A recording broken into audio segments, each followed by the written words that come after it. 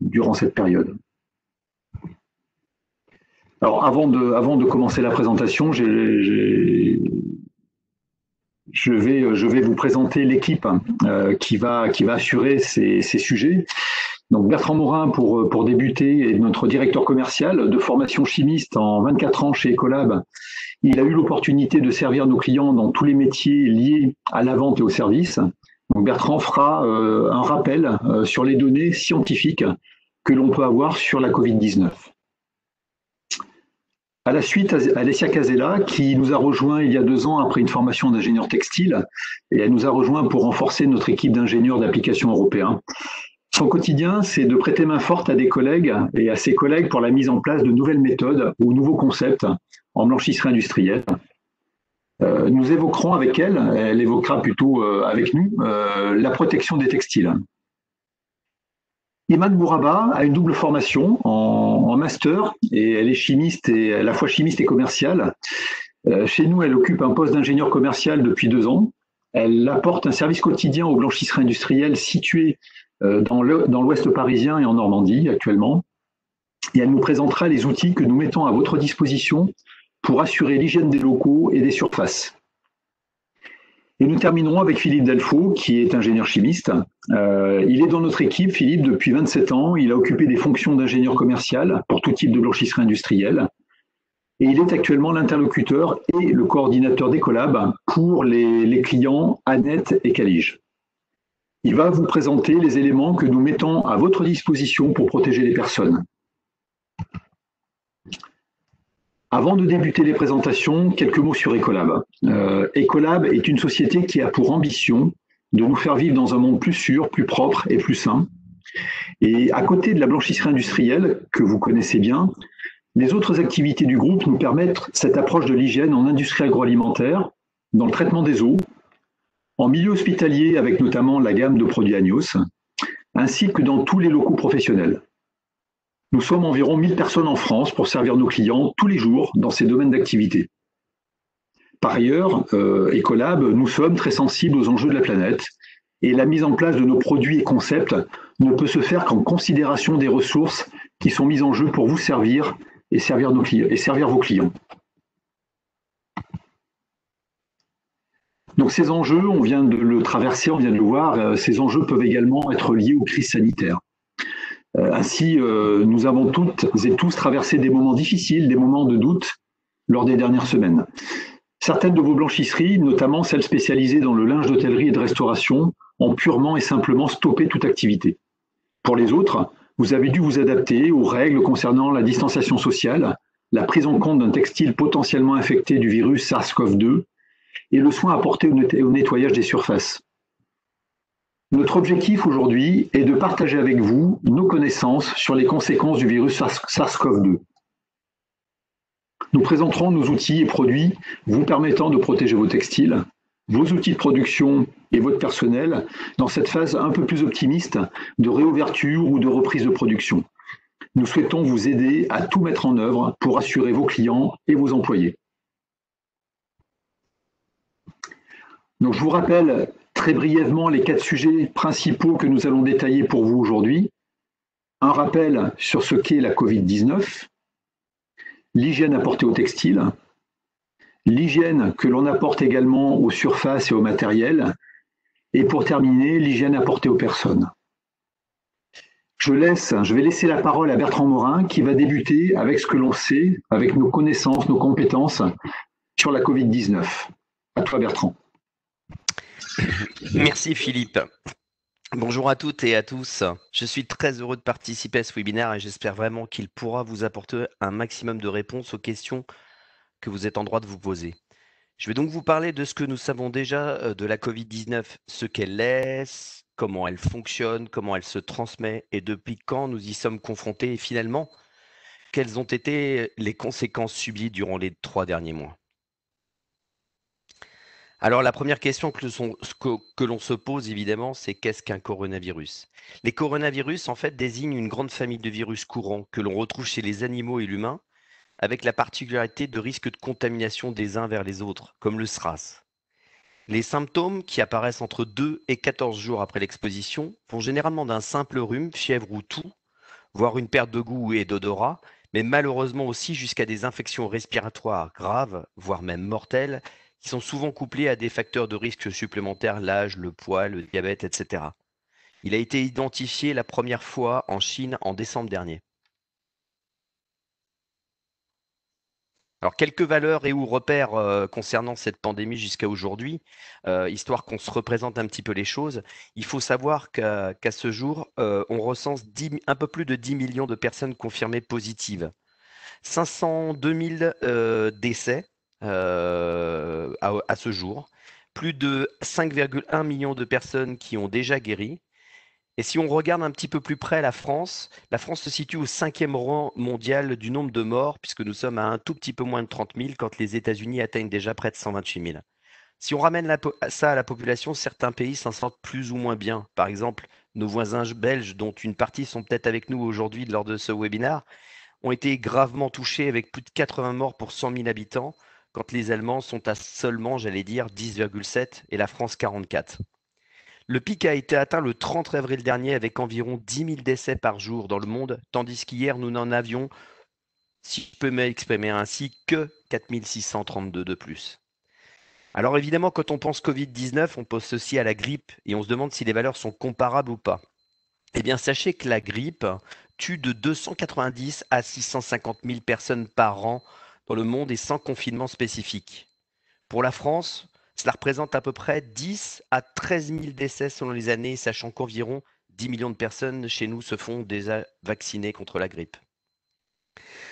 Maintenant, je vais rentrer un peu plus dans les détails du Covid-19, notamment à savoir quelle grande famille il appartient, comment il opère et finalement, est-ce qu'il est si difficile de l'éliminer par rapport aux autres virus que nous connaissons?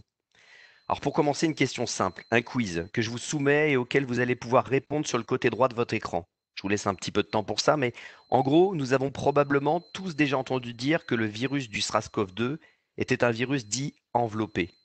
Mais qu'est-ce que ça signifie exactement? Quel est le type de virus le plus résistant? Est-ce les virus enveloppés ou les virus non enveloppés? Donc je vous laisse, on va dire, peut-être une petite minute pour répondre au bandeau et à la question qui apparaît sur le côté, avant de passer à la diapo suivante.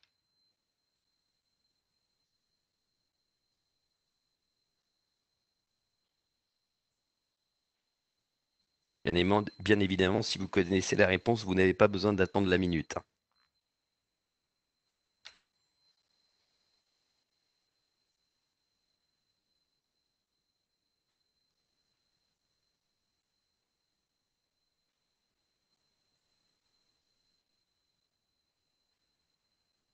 Voilà, donc je vais continuer sur la diapo suivante. Donc à l'heure actuelle, plus de 5000 virus ont été identifiés. Ils sont entre 10 et 100 fois plus petits que les bactéries et une de leurs particularités majeures est qu'ils ne sont pas des organismes vivants. Par conséquent, ils ont besoin d'une cellule hôte pour se répliquer. Chaque virus a un génome, un acide nucléique, qui est enfermé dans une couche de protéines appelée capside. En fonction de leur structure externe, ces virus sont classés en enveloppés ou non enveloppés. Les virus non enveloppés sont entourés par ce revêtement protéique qu'on appelle capside, qui se fixe aux cellules hôtes. Ils peuvent être très résistants à la chaleur et aux environnements secs et acides. Ils peuvent également survivre dans des processus de désinfection insuffisants, ce qui signifie finalement que le virus reste actif et infectieux même dans ces conditions difficiles. Les virus enveloppés, dont le SRAS-CoV-2, ont également une couche de protéines, mais cette capside est enfermée dans une membrane lipidique externe. Il s'agit d'une enveloppe qui permet au virus de se tenir fermement à sa cellule cible, également avec les ligands ou les pointes virales. En revanche, ils ne peuvent tolérer les températures chaudes ni les conditions sèches.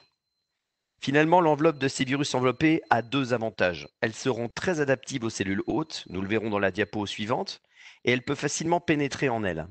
Cette adaptabilité et cet opportunisme est aussi la principale raison pour laquelle tous les virus récents qui constituent une menace sérieuse pour l'humanité sont des virus enveloppés. Alors, on pourrait évidemment citer l'hépatite B, l'hépatite C, le VIH, Ebola et évidemment le SRAS-CoV-2. Alors lorsqu'on détruit l'enveloppe virale, le ligand viral est enlevé. De ce fait, le matériel génétique viral est toujours là mais inactivé et il ne peut plus infecter une cellule hôte. Ainsi, l'enveloppe rend également ce genre de virus plus facile à tuer. Conséquence, on va dire que les virus enveloppés sont globalement plus sensibles et moins résistants que les virus non enveloppés. Nous arrivons maintenant à une diapositive qui vous présente la méthode de contamination et de reproduction des virus enveloppés tels la Covid-19. Donc le schéma numéro 1, vous pouvez voir dessus que le virus se lie à la membrane de la cellule humaine au travers de ses ligands ou pointes de l'enveloppe lipidique. Sur le schéma numéro 2, l'enveloppe, on va dire fond entre guillemets, plus ou moins à la surface de la paroi cellulaire humaine, et le génome du virus pénètre dans la cellule. Le génome du virus laisse alors également derrière lui la protéine capside.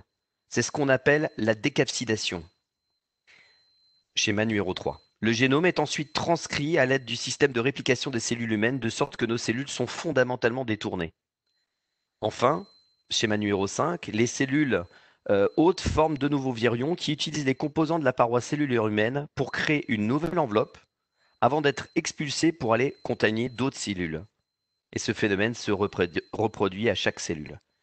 Et d'où le fait, je l'ai dit tout à l'heure, que ces virus enveloppés sont à la fois adaptatifs et très infectieux.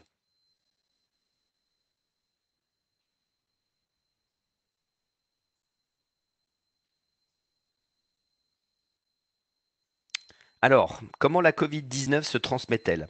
On en a déjà parlé tout à l'heure quand j'ai évoqué les différents symptômes qui peuvent apparaître. On en retrouve ici quelques-uns sur la gauche de cette diapositive. Ce qui rend sa propagation efficace et rapide est lié à plusieurs facteurs en fait.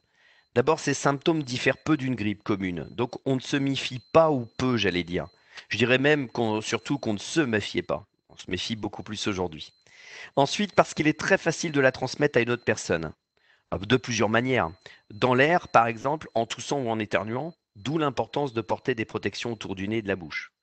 Par contact étroit avec une personne, bien sûr, d'où l'importance d'éviter de se serrer la main ou plus largement de se toucher. Par simple toucher d'un objet ou d'une surface potentiellement contaminée, sachant qu'ensuite vous risquez de porter vos mains à vos yeux, votre bouche ou votre nez. D'où l'importance de se laver les mains le plus souvent possible. Au final, la contamination de ce virus est très très forte. Pour l'évaluer, on a utilisé pendant la période le R0, qui correspond au nombre de personnes contaminées par une seule personne infectée. Alors juste avant le confinement, nous étions à un tout petit peu plus de 3,3, c'est-à-dire qu'une personne contaminée contaminait 3,3 personnes. Si on veut comparer avec une grippe, j'allais dire saisonnière, habituelle, elle se situe généralement plutôt vers 1,3. Donc vous situez bien la différence entre le SARS-CoV-2 qui est à 3,3 et la grippe saisonnière qui est à 1,3. Bon, actuellement, on est autour de 0,5. D'une manière générale, ce qu'il faut retenir, c'est que quand on est au-dessus de 1, l'épidémie progresse, d'où la très forte progression juste avant le confinement. Et en dessous de 1, elle régresse.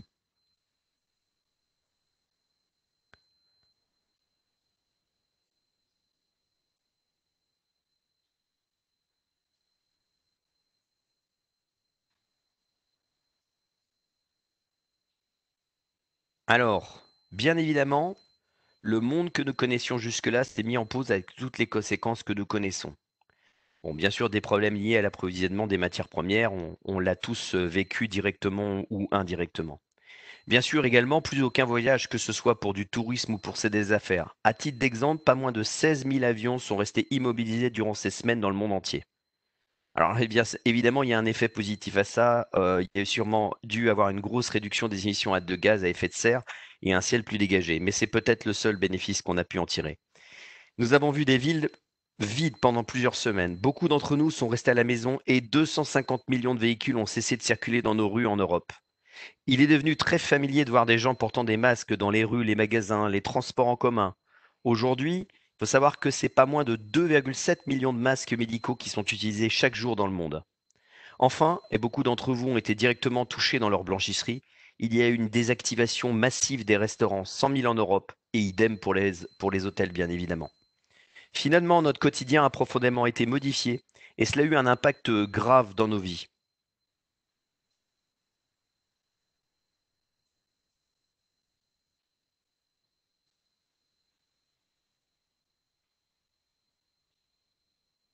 Mais Oh, non, c'est juste avant.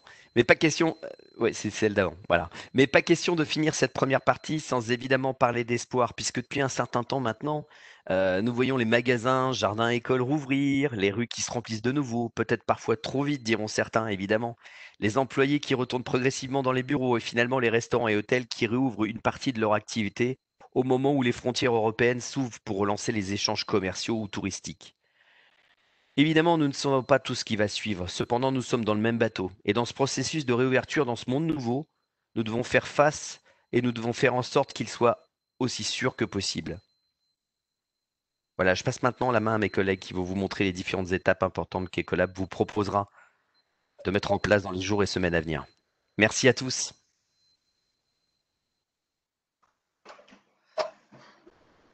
Bonjour à tous et merci Bertrand. Philippe, je vois que tu essaies de parler, mais je ne t'entends pas. Ok, c'est bon. Merci. Merci, je disais merci Bertrand. Vous m'entendez? Oui, ça y est. Merci Bertrand. Nous en savons maintenant un peu plus sur la différence entre les différents types de virus. Et on a vu que le virus non enveloppé, contre toute attente, c'était peut-être pas très intuitif, mais le virus non enveloppé est le plus résistant. Alessia Casella va maintenant nous présenter notre approche de l'hygiène des textiles. Je te laisse la main, Alessia. Merci Philippe.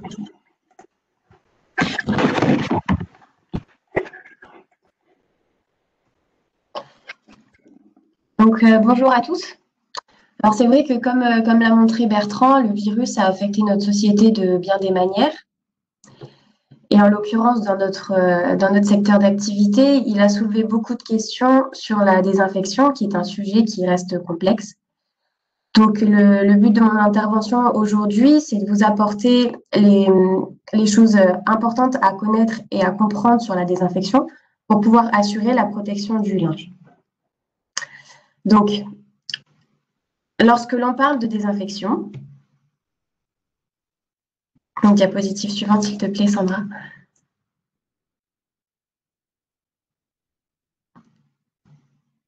Voilà, on y arrive. Donc voilà, quand on parle de désinfection, de quoi est-ce qu'il s'agit? Il s'agit d'éliminer de manière partielle des micro-organismes. Donc, quels sont-ils? On va retrouver 3 grandes familles de micro-organismes, donc les virus, les bactéries et les champignons. Dans chacune de ces grandes familles, on retrouve un certain nombre de sous-catégories de microbes. Donc, comme l'a montré Bertrand dans le cas des virus, on va retrouver des virus enveloppés et non enveloppés. Et ces différentes structures confèrent à ces différents micro-organismes des résistances particulières à leur environnement. Donc, dans le cas du lavage, donc ça va être des résistances aux caractéristiques du bain de lavage qui vont être le pH, la température, les désinfectants, l'humidité, etc.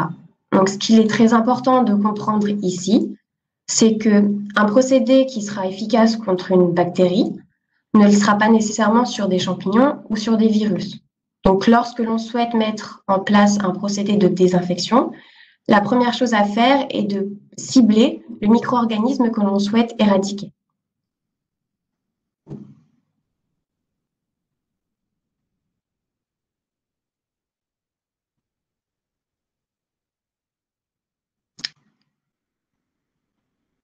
Non. Donc, comment s'y prendre? On va retrouver 2 approches différentes. Donc, une désinfection dite thermique et une désinfection thermochimique. Donc, la désinfection thermique fait varier 2 paramètres, donc le temps et la température. Mais pour ce type de désinfection, il n'existe pas de normes. Donc, c'est pour ça qu'on va retrouver des conditions très différentes selon les pays. On ne définit pas quel micro-organisme on souhaite éliminer, ni quel est le niveau de désinfection que l'on souhaite atteindre. Donc, vous avez sur la diapositive l'exemple du Royaume-Uni face à celui de l'Allemagne.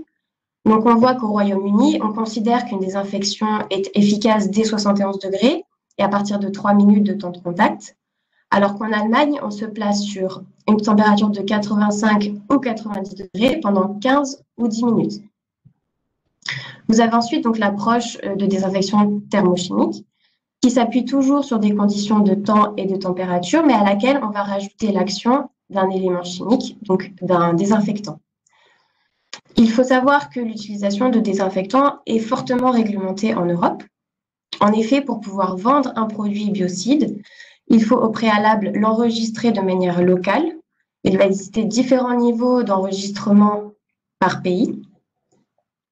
Et les revendications d'efficacité du produit doivent s'appuyer sur des essais. Il existe donc des normes, un certain nombre de normes pour chaque type de micro-organisme. Ces normes sont regroupées sous la norme EN 14885 depuis 2015 et la norme référente pour la virucidie est la norme EN 14476. On utilise également des standards allemands, donc certaines blanchisseries hospitalières lavent et désinfectent le linge selon des procédés qui sont enregistrés auprès du VAH et du RKI. Je vais parler également de la BPR, dont vous avez sûrement entendu parler, qui est la réglementation pour les produits biocides. C'est une réglementation européenne qui vise à harmoniser l'utilisation des produits biocides à travers le territoire européen.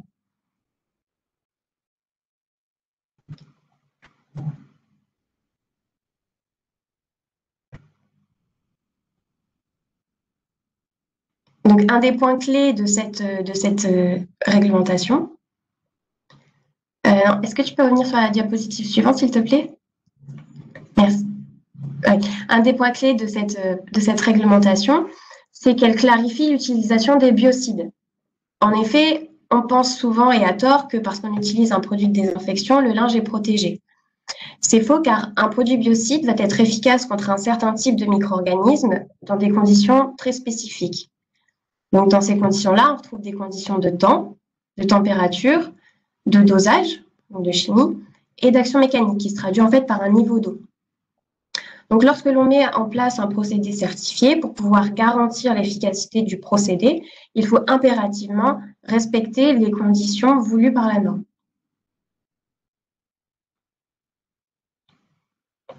Donc, aujourd'hui, on l'a vu, si vous voulez mettre en place un procédé pour assurer la protection du linge, vous pouvez mettre en place un procédé certifié.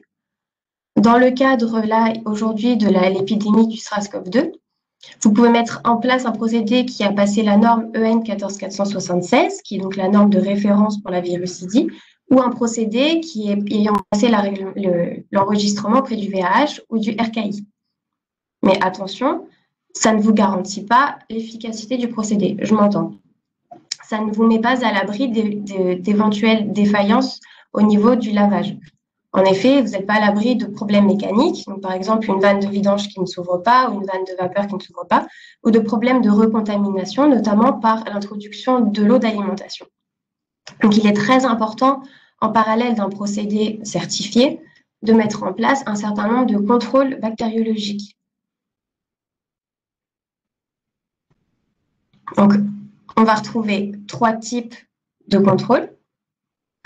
Vous avez tout ce qui va être les bio-indicateurs. Donc, ce sont des textiles qui contiennent des bactéries vivantes stabilisées à différentes concentrations. Donc, passer dans le procédé de lavage, ça vous permet de connaître le taux de réduction de microbes par le procédé.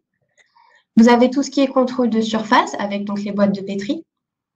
Et enfin, tout ce qui est analyse d'eau, notamment l'eau d'alimentation, donc en dernier rinçage. Donc, dans certains pays, les blanchisseries industrielles utilisent ce type de contrôle seulement dans le cadre de la norme RABC. C'est le cas notamment de la plupart des blanchisseries dans le secteur de l'hôtellerie à travers l'Europe, pour lesquelles la désinfection totale n'a jamais été un prérequis. On en mesure aujourd'hui plus que jamais la limite, parce qu'il faut savoir que tous les contrôles effectués de manière routinière dans les blanchisseries ne donnent aucune indication sur les virus, mais seulement sur les bactéries. Donc aujourd'hui, le seul moyen de garantir l'efficacité d'un procédé contre un virus, c'est d'utiliser un procédé certifié, donc qui a été testé en amont.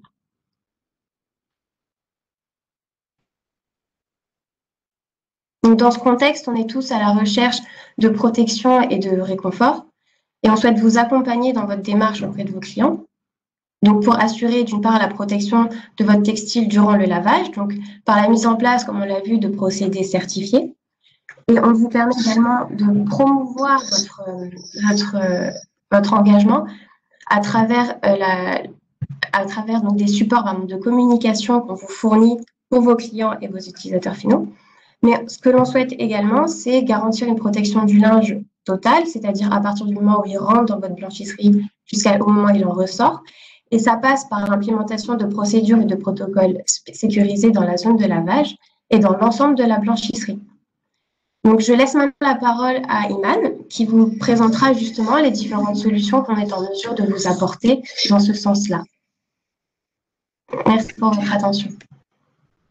Merci beaucoup, Alessia, pour cette présentation limpide. Donc, rappelez-vous que c'est l'ensemble des paramètres qui constituent le process de lavage qui peut assurer la virucidie et non pas un produit seul. On est vraiment sur la considération de l'ensemble des paramètres. Mais maintenant, comment protéger ce produit fini qui est maintenant exempt de virus? Iman Bouraba va vous donner une idée de ce que vous pouvez mettre en œuvre pour assurer cette protection. Je te laisse la parole, Iman. Merci Philippe. Bonjour à tous. Après un point complet concernant le virus SARS-CoV-2 présenté par Bertrand et l'hygiène des textiles présentée à l'instant par Alessia, intéressons-nous maintenant à ce qui pourrait être important de mettre en œuvre pour la réouverture et ou la poursuite de l'activité après une période de pandémie, notamment ce qu'on peut mettre en place pour garder notre blanchisserie propre. Donc tout d'abord, on va commencer donc, par une question. Donc à votre avis, combien de surface une personne en moyenne touche en 30 minutes? Sur le côté à droite de la présentation, vous avez de nouveau la possibilité de voter. Je vais vous laisser donc 1 minute à peu près pour faire un choix et puis je vous donnerai la réponse par la suite.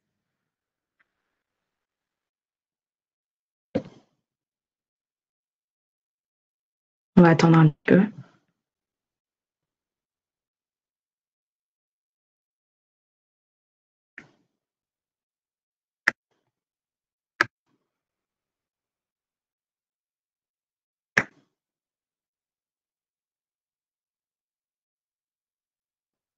Donc, on va passer à la diapo suivante. Donc, en moyenne, une personne touche 300 surfaces en 30 minutes. Si on fait un ratio assez simple, ça équivaut à 10 surfaces par minute et 1 surface tous les 6 secondes. Et on sait tous que dans une blanchisserie, il y a beaucoup de travail manuel. Donc, il est vraiment important de garder un œil sur les zones de contact élevées pour éviter la recontamination de votre linge après un processus de lavage approprié. Donc, le but est réellement de garder un linge nettoyé et désinfecté. Donc, si on prend une blanchisserie et qu'on la divise en 5 zones avec des exigences différentes, donc là, ici, par exemple, la zone 1, donc la zone de linge sale, les textiles donc, sont souillés, ils pourraient être contaminés. La probabilité donc, de propagation indésirable est très élevée.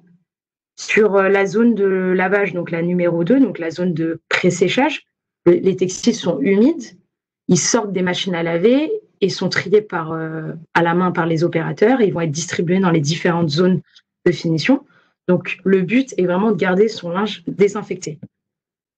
La 3e zone, donc la zone de finition propre, c'est la dernière zone opérationnelle dans la blanchisserie avant que le textile quitte l'usine vers le client final. Ces derniers attendent de recevoir un textile propre et sûr.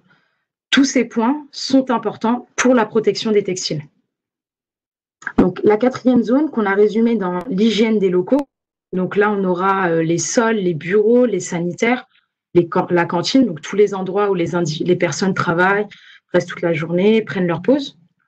Et enfin, et surtout, les employés de la blanchisserie, si vous vous souvenez, ils touchent à peu près 10 surfaces en 1 minute et ils portent également des vêtements de travail. Diapo suivante, s'il vous plaît. Il est donc important de mettre en place un plan d'hygiène. Mais qu'est-ce qu'un plan d'hygiène? Un plan d'hygiène est un protocole à suivre pour rappeler les bonnes pratiques d'hygiène. Alessia vous a présenté précédemment donc, la désinfection des textiles, mais nous devons également étendre l'hygiène autant au niveau des surfaces que des mains des individus.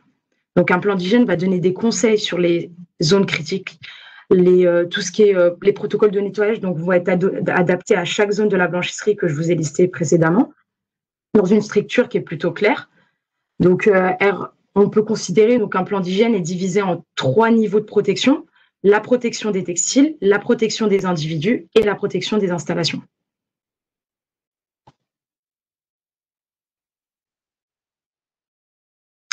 Donc, on va s'intéresser donc maintenant à la structure d'un plan d'hygiène. Donc là, je vous avais un exemple de ce que nous, on est capable de mettre en place dans votre blanchisserie.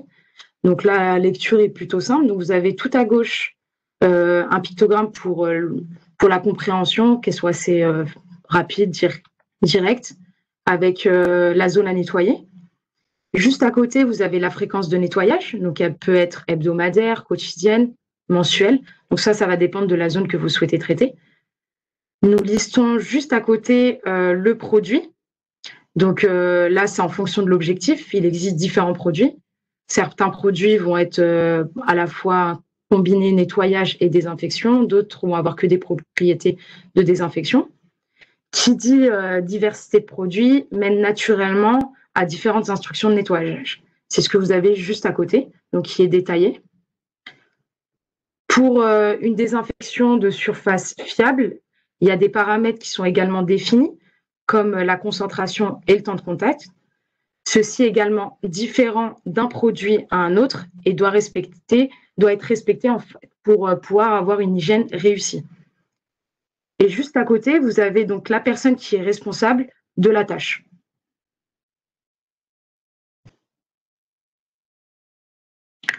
Donc, pour les 5 zones de la blanchisserie que j'ai mentionnées précédemment, on a créé un plan d'une page. Donc là, par exemple, vous avez celui de le linge sale. Donc, au total, on a près de 40 lieux différents à prendre en considération. Dans le cas de la zone sale, là, par exemple, vous avez les panneaux de contrôle, vous avez les tapis, les bacs, les chariots. L'objectif est d'imprimer donc ce plan sous format A3 et de l'afficher dans la zone correspondante.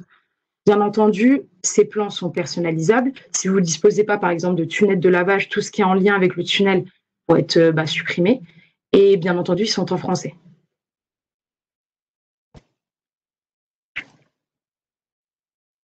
Un autre exemple, mais là pour la zone propre de finition. Ici, on a répertorié donc les surfaces de travail, les étagères de stockage, mais également tout ce qui est camion. Donc, après avoir transporté, par exemple, du linge sale, quelles sont les procédures pour le nettoyer, pour distribuer du linge lavé aux hôtels et aux hôpitaux.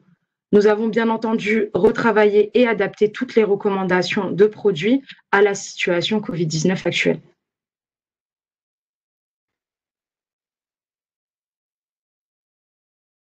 Donc, au total, on a 5 pages différentes à exposer dans votre blanchisserie. Il y en a 3 qui seront dédiées principalement à la protection des textiles, donc ce qu'on a vu, zone sale, zone de lavage et zone de finition.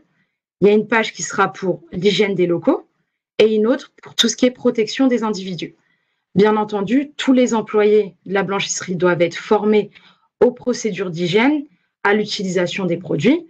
Vous pouvez bien naturellement contacter votre interlocuteur Ecolab pour vous aider, vous accompagner donc à mettre en place déjà ces plans d'hygiène, à former votre personnel à l'utilisation des produits et puis de comprendre le fonctionnement de ces plans. Donc, comment nettoyer et désinfecter? Donc, la procédure de nettoyage, ils sont différents d'une zone à une autre.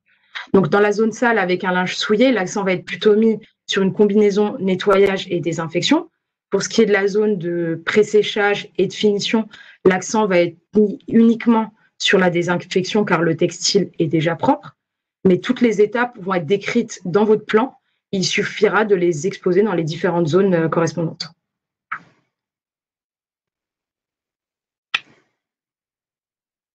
Pour finir, en plus des plans d'hygiène, on a développé donc des supports sous forme d'affiches pour la désinfection des surfaces, c'est ce que vous avez tout en haut, donc avec les différentes étapes, mais également pour la désinfection des mains. Donc là, le but, c'est d'avoir donc les différentes étapes, donc mouiller, laver, le temps pour frotter ses mains, avec des alternatives aussi si vous n'avez pas il n'y a pas de savon d'eau à proximité, donc les recommandations pour les gels ou les solutions hydroalcooliques. Nous avons aussi développé donc des listes de contrôle pour soit préparer à la réouverture après quelques semaines donc de fermeture, ou bien pour les blanchisseries qui sont déjà en activité. Ce support va permettre donc de lister les points importants à contrôler pour limiter le risque de nouveau de cas de Covid. Pour toute assistance, bien sûr, vous pouvez contacter votre interlocuteur Ecolab.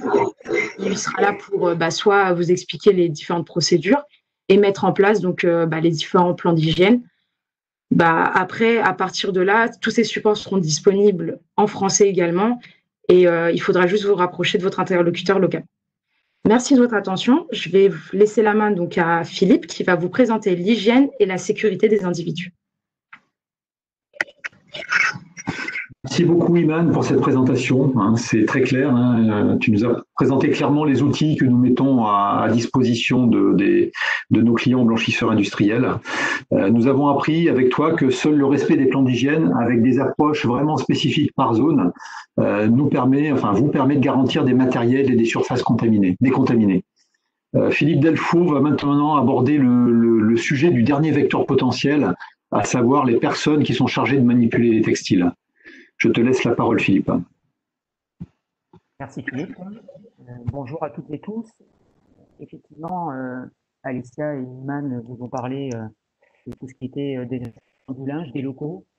Et un troisième point important et le troisième pilier, si je puis dire, de notre programme concerne l'hygiène et le soin apporté aux personnes. Effectivement, dans nos activités, les personnes ont un rôle essentiel et fondamental.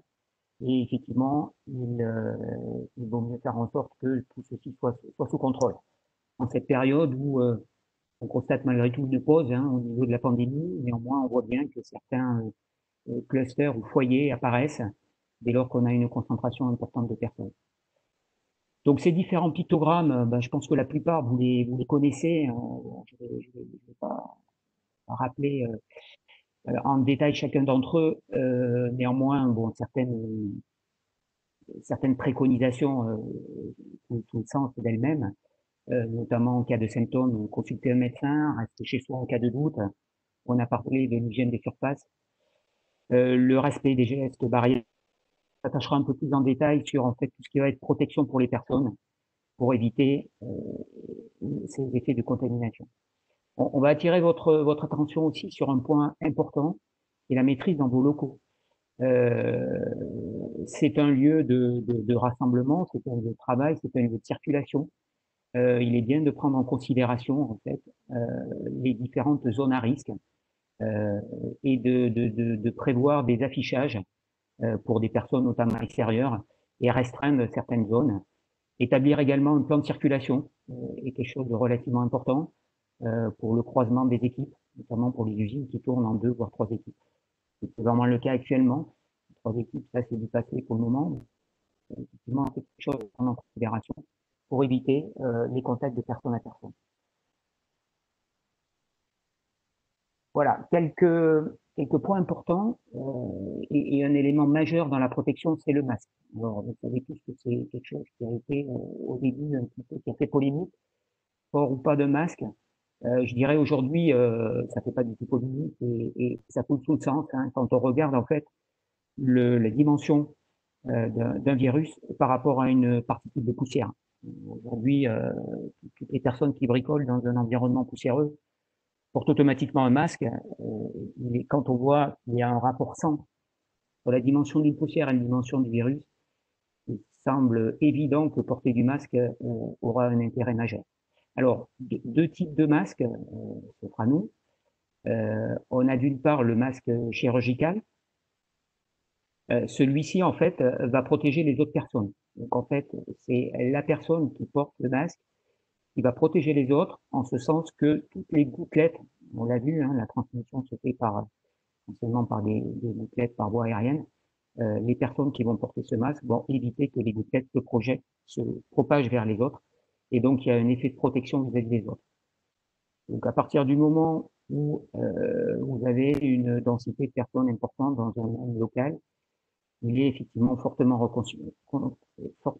préconisé que toutes les personnes portent ce type de masque chirurgical.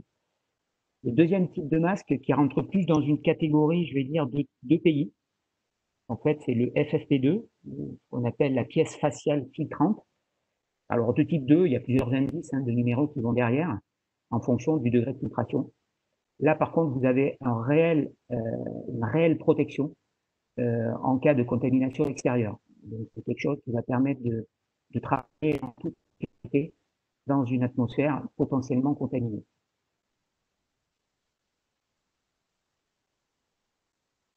Voilà, sur la slide suivante, le port du masque. Alors, on voit un petit peu de tout. Je pense que les caricatures qui nous sont présentées sont évidentes, mais il faut bien s'attacher à les mettre en pratique. C'est parfois pas toujours évident quand on travaille. On peut avoir un masque qui a tendance à glisser. Il est important de couvrir, bien évidemment, l'enveloppe complète du nez, de la bouche et du menton.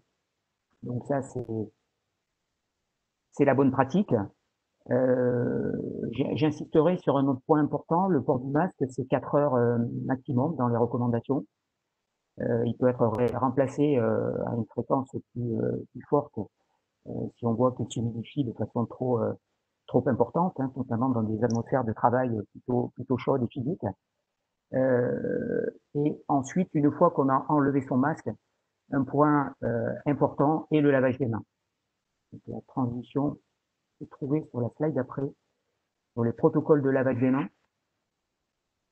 Donc ça, ce sont des affiches aussi que l'on peut fournir et qu'on peut mettre sur tous les différents points d'eau que vous avez au niveau de vos usines, sur bien rappeler le protocole de lavage des mains, en insistant sur la partie frottement pour bien éliminer en fait toute la partie contaminée qui se trouve sur l'épiderme. Et on a tendance souvent à sous-estimer ce temps. C'est 20 secondes hein, de préconisation, c'est un temps relativement long. Moyen mémotechnique, c'est chanter 2 fois joyeux anniversaire. Donc c'est quelque chose à laquelle il faut essayer de respecter pour avoir un lavage des mains le plus efficace possible. Je préciserai aussi l'importance du séchage.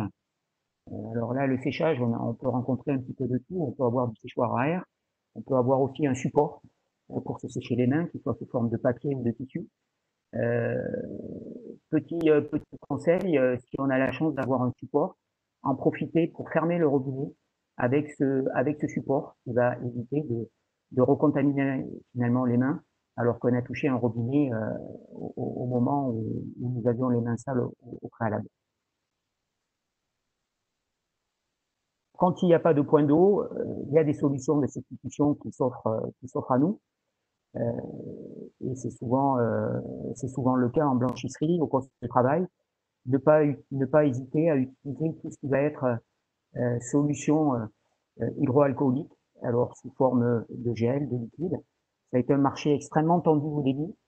Nous-mêmes, en tant que fabricants, on a été réquisitionnés et toutes les organisations gouvernementales ont priorisé la distribution dans le milieu médical. Aujourd'hui, on a travaillé, on est prêt, on est à même de vous fournir des solutions hydroalcooliques pour l'ensemble du personnel et faire en sorte que on limite au maximum la propagation de tout ce qui va être bactéries et virus en cette période qui reste encore extrêmement sensible.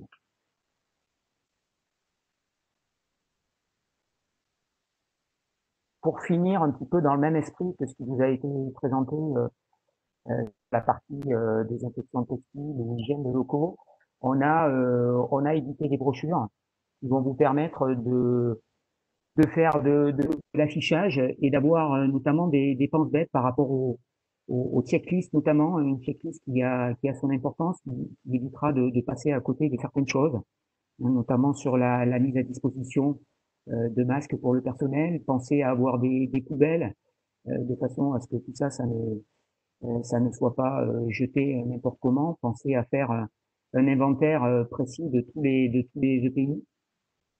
Donc ça, ce sont des points importants à laquelle il faut s'attacher. Et puis, un rôle de formation également. Donc, n'hésitez pas à faire appel à nos équipes sur le terrain pour relayer ces bonnes pratiques auprès de vos opérateurs ainsi qu'auprès de tous les intervenants extérieurs. C'est pareil, l'affichage, c'est la mobilisation de tous pour contenir cette pandémie. Voilà, merci de votre attention. Je repense la main à Philippe pour les conclusions et les questions éventuelles.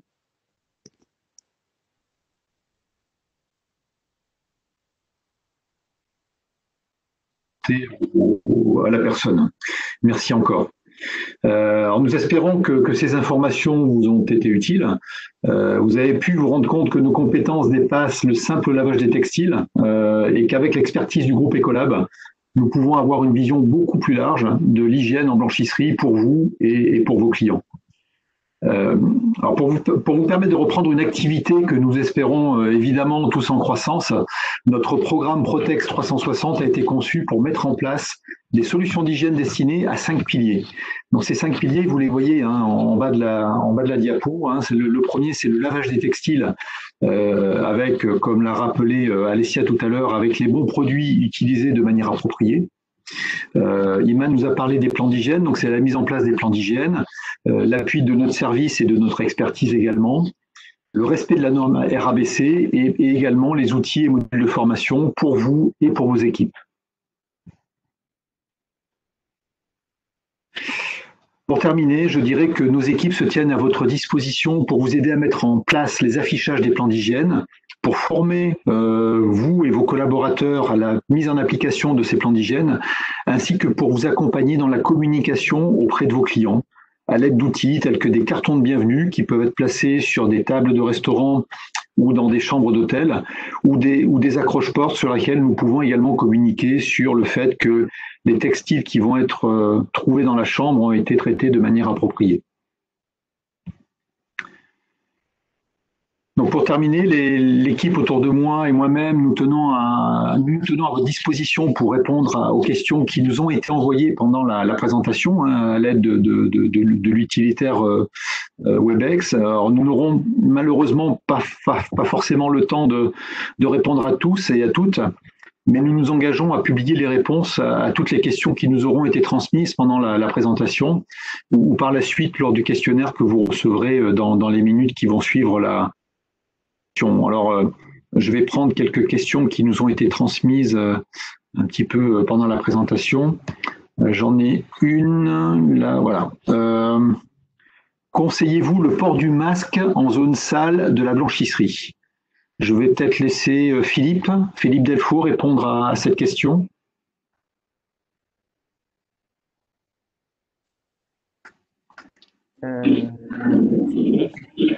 Le port du masque, effectivement, de type plutôt FFP2, qui est considéré dans le pays, est à conseiller sur la zone sale. Donc, effectivement, c'est quelque chose qui a du sens.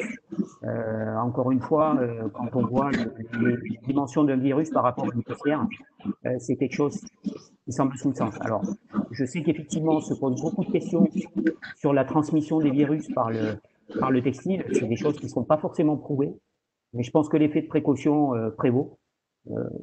Et donc, ça serait plutôt vivement recommandé un port du masque de type FFP2. Merci Philippe. Alors je vais prendre une autre question sur les plans d'hygiène peut-être. J'ai une question qui concerne les plans d'hygiène. Les plans d'hygiène devront être mis en place rapidement. Assurez-vous le stock des produits recommandés? Alors peut-être pour Iman, puisque c'est toi qui nous as présenté les plans d'hygiène, Iman. Oui.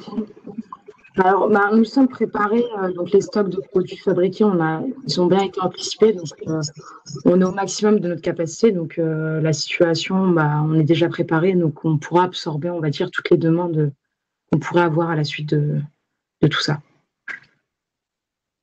Merci. On a une question très technique concernant la. Ah oui, ça fait un peu polémique. Je vais vous la livrer. Vous nous proposez deux approches thermiques et thermochimiques, mais le gouvernement préconise uniquement une approche thermique. Cette dernière suffit-elle à garantir une bonne désinfection? Alessia, peut-être, je te laisse répondre à cette question.